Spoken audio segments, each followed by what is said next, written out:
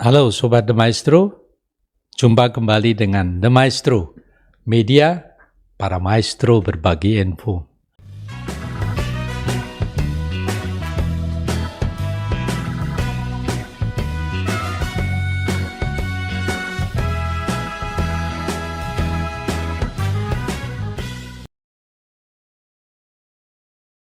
Sobat, kali ini kita kedatangan tamu saya ini sudah biasa sekali muncul di TV dan bahkan saya pun lebih sering bertemu beliau di TV daripada bertemu secara fisik.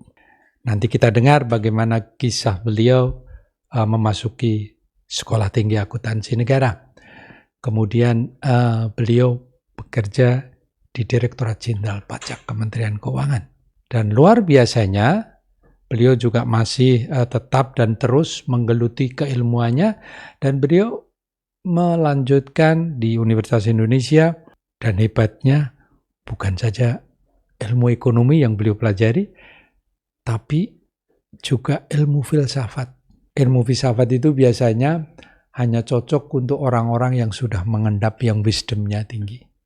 Dan cocoklah karena beliau sekarang posisinya adalah staf khusus Menteri Keuangan.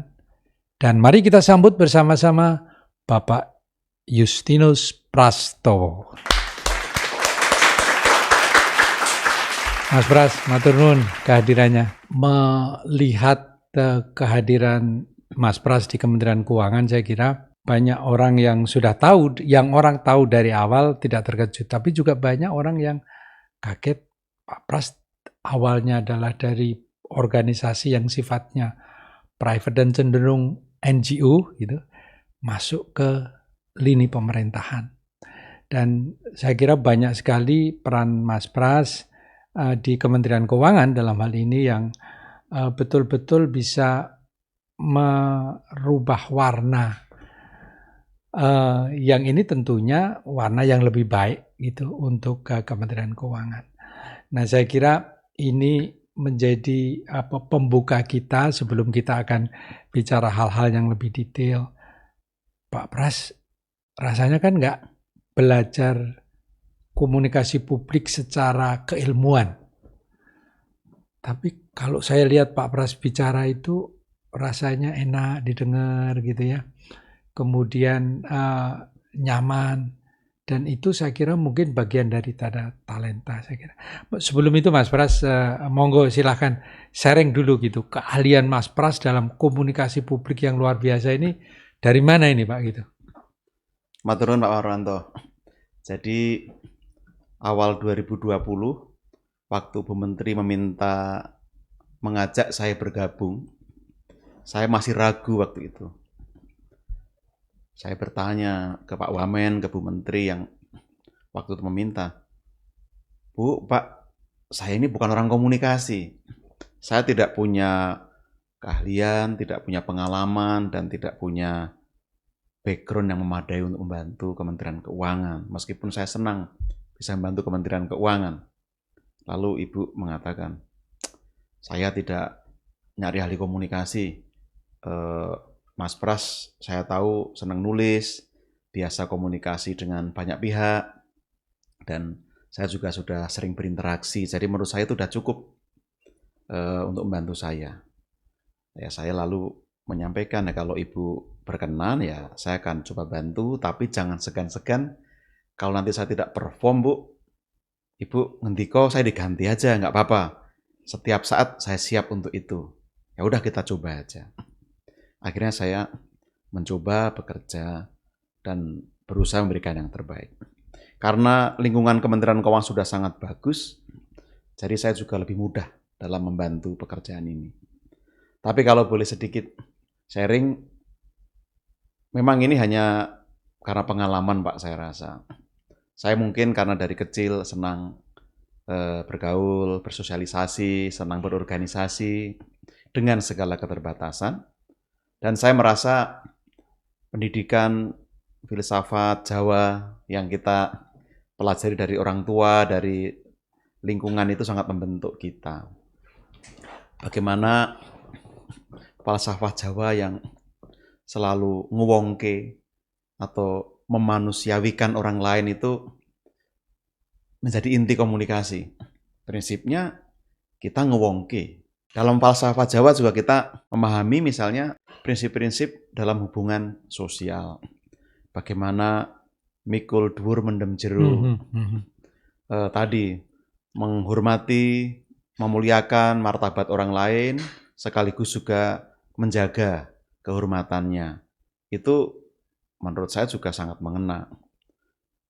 Dan saya praktekkan itu sejak kecil, sejak sekolah, lalu bekerja, dan saya senang berinteraksi, bersosialisasi dengan banyak pihak, berjejaring dengan satu prinsip. Mungkin karena saya dari orang desa, dibentuk dengan situasi kondisi sangat terbatas, membuat saya lebih nyaman, tidak punya target apapun, selain membantu. Itu mungkin nilai yang ditanamkan oleh orang tua saya, Pak.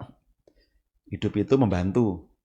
Kata orang Jawa kan, urip iku urup, gitu, Pak. Urip menjadi itu urup, obor, betul, menjadi nyala. Ya sedikit banyak kita coba. Saya senang melayani, membantu. Saya merasa senang dan puas kalau saya bisa membantu orang lain, apapun itu.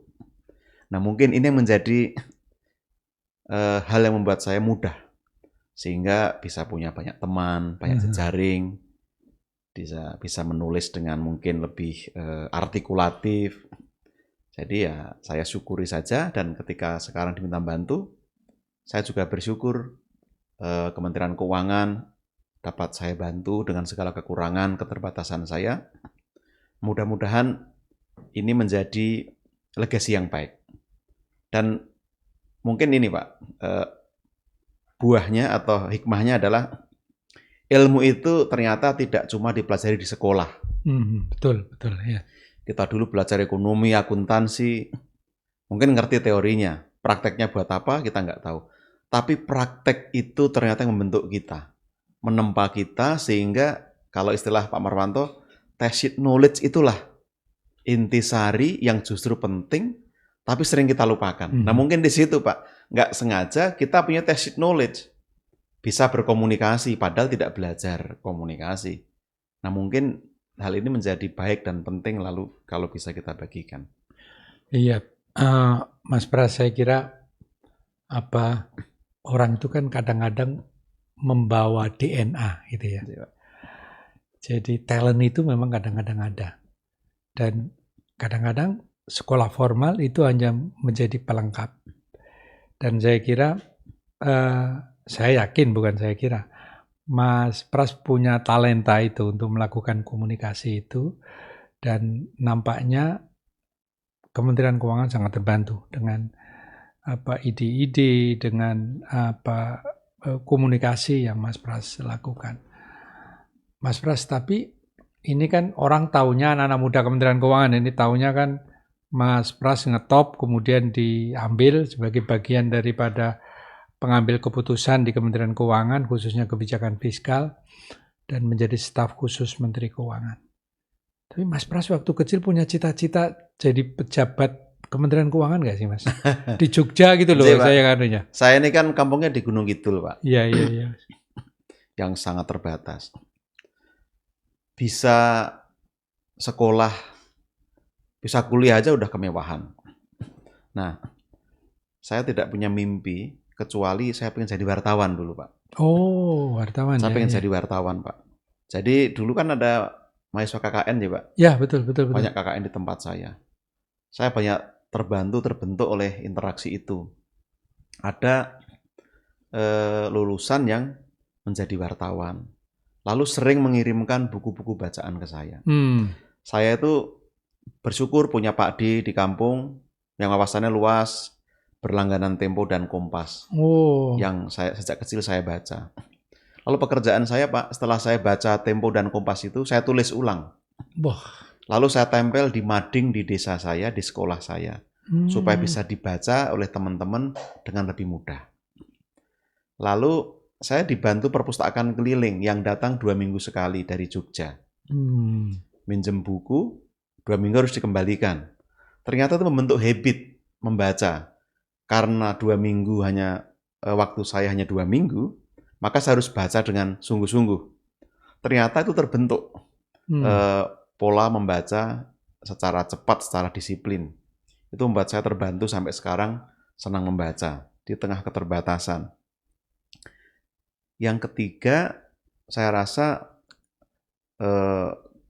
karena tadi saya senang menulis, terbentuk dengan membaca dan pengen membagikan ilmu pada teman-teman di desa. Lalu dulu waktu kecil itu saya sering ikut kursus tertulis, Pak, menggunakan pos. Ada dulu beberapa lembaga itu bikin kursus tertulis, dikirim sebulan sekali, kita baca, kita jawab, lalu nanti selesai mendapat sertifikat. Itu sedikit cerita mungkin yang menjadi background. Jadi saya tidak muluk-muluk, dulunya pengen jadi wartawan. Nah begitu SMA, mengenal lebih luas, ya pengen kuliah ke UGM, namanya orang sana, UGM itu kebanggaan. Simple Pak, hanya pengen kuliah menggunakan celana jeans, kaos oblong, sendal jepit, rambutnya gondrong. Wah. Saya daftar, dulu diterima di Fakultas Teknik. Oh, iya. Karena daftar dengan stan sekaligus, pengumumannya berbeda. Saya sempat daftar ulang, ikut ospek sebentar, tapi stan lalu pengumuman, terus saya ngambil stan. Tidak punya bayangan stan itu mau jadi apa. Selain dipaksa oleh bapak saya, udah gak usah muluk-muluk sekolah di UGM. Stan itu kamu kerja sekolah dibayar, dulu begitu Pak kalau di kampung. Lalu lulus dapat kerja, itu aja. Gak usah neko-neko. Ya sudah saya jalani dengan berat hati, lalu saya ke Jakarta belajar. Waktu sekolah pun juga tidak tahu Pak, nanti sekolah itu disuruh apa dan akan jadi apa. Saya tidak punya acuan sama sekali tentang bekerja di pajak, bea cukai, tidak punya bayangan. Setelah saya berinteraksi di kampus, baru saya tahu, oh seperti ini pekerjaan-pekerjaannya. Tapi hasrat menulis dan pengen jadi penulis atau wartawan itu masih menggebu-gebu Pak. Sehingga di sela-sela itu saya tetap aktif dalam kelompok-kelompok diskusi dan lain-lain supaya saya bisa mendapatkan pengetahuan. Luar biasa. Ini saya kira menjadi inspirasi bagi anak-anak muda sekarang ini Pak.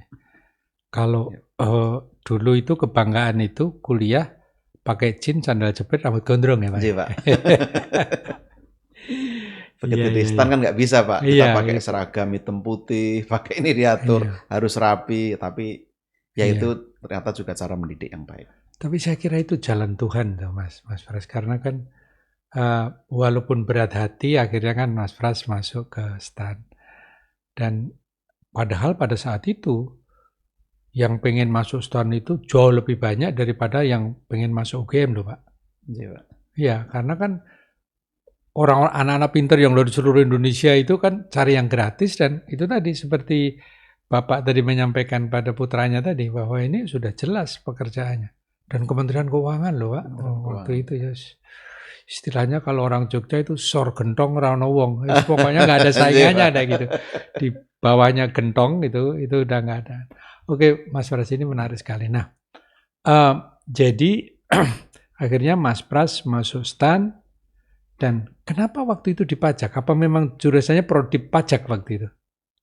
Iya Pak, jadi saya juga tidak tahu dulu itu harus milih jurusan apa waktu daftar. Macam-macam teman saya ngambil. Terus kita bareng-bareng daftar Pak, dulu di Balai Keuangan di Jalan Prambanan itu, Jalan Solo. Oh iya. Terus hanya lihat teman-teman, kamu daftar apa? Akuntansi, bea cukai, anggaran. Ini pajak belum ada nih. Nah, supaya ada yang mewakili, kita contreng yang pajak. Tanpa pertimbangan apapun, hanya supaya ada keterwakilan. Dan alhamdulillah, satu SMA itu kita daftar, ada 3 orang yang lolos. Wah, hebat. Satu akuntansi, satu pajak, satu di anggaran. Wah, pionir betul itu. SMA di SMA 1 Wonosari. Wonosari ya? Yang dekat alun-alun itu ya Mas? Iya Pak, dekat alun-alun. Iya. Luar biasa nih Mas Pras. Jadi ini pengalaman yang luar biasa. Mas Pras dari daerah di Jogja, dan bukan kota Jogjanya bukan gitu kota. Ya.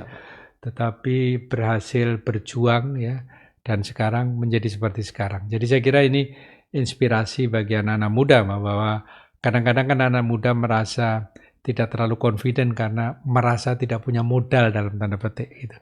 Tapi ternyata perjuangan itu bisa menghasilkan segalanya. Nah, Mas Pras, itu berarti kan Mas Pras programnya D3 kan Mas ya? Iya, Pak. Terus selesai D3, kemudian proses melanjutkan ke sarjananya gimana Mas? Sambil kerja kita ngambil kuliah, Pak. Hmm. Kan teman-teman biasa kita bareng-bareng ngambil extension. Iya, iya, iya. Lalu kita kuliah malam. Oh iya, iya, iya, iya. Kerja siang, malamnya kita kuliah. Kuliah. Ya kita bisa selesaikan karena banyak yang ngambil bareng-bareng, jadi termotivasi. Meskipun ada D4, tapi kadang begini strateginya, Pak. Kita sudah di Jakarta penempatannya.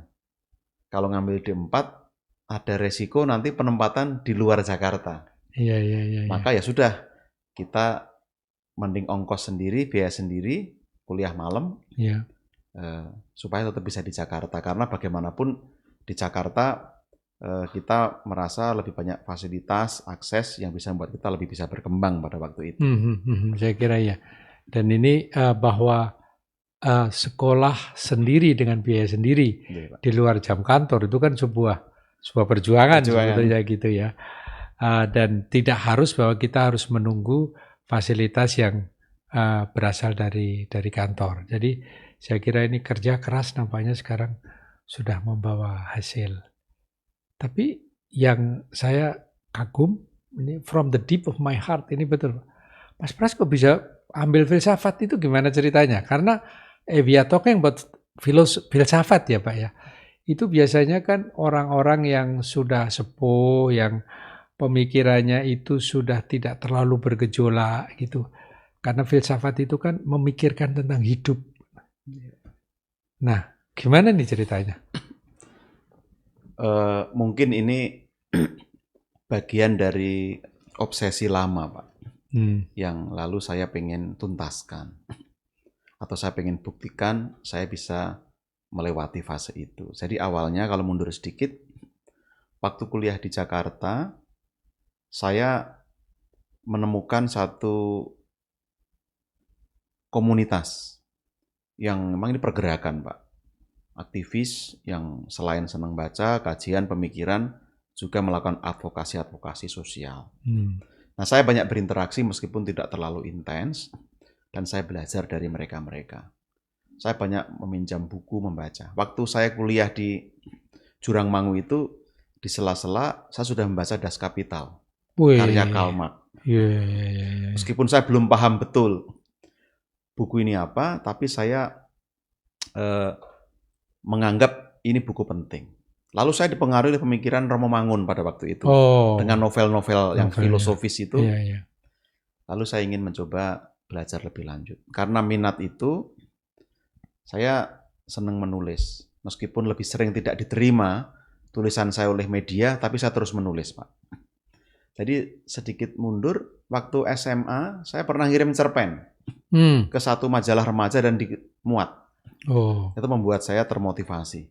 Lalu waktu saya tingkat 3 di STAN itu, saya menulis untuk Kompas, Pak. Itu sudah dimuat oleh Kompas. Pada waktu itu satu kolom tentang pajak. Jadi agak jumawa memang waktu itu saya memikirnya. Baru semester 3 sudah berani nulis pajak dimuat di Kompas. Tapi saya anggap itu sebagai latihan. Nah, setelah itu saya selalu baca, menulis. Saya ingin sharing kepada Bapak dan adik-adik, pada teman-teman. Nggak usah khawatir kalau tulisan kita, pemikiran kita itu ditolak. Saya mungkin 100 kali lebih ngirim tulisan ke Kompas, Pak. Dan baru 2007 saya kembali bisa dimuat di Kompas, tulisan saya. Perjuangannya sangat panjang, saya ingin membuktikan saya bisa menulis, dan itu tulisan filsafat. Nah, kenapa saya jatuh cinta pada filsafat? Karena background tadi. Yang kedua, karena bacaan-bacaan, lalu saya menulis. Jadi 2004 itu saya membuat satu draft buku, Pak. Hmm. Ya tidak filosofis, ini buku lebih ke teologi sebenarnya. Refleksi teologi saya sebagai orang awam, orang biasa. Draft itu saya siapkan, lalu saya datang ke Romo Frans Magnis. Saya menghadap, saya bilang, Romo, saya mohon bantuan Romo baca draft saya dan memberi kata pengantar, kalau berkenan. Oh ya, saya baca. Setelah itu saya dipanggil lagi, saya datang.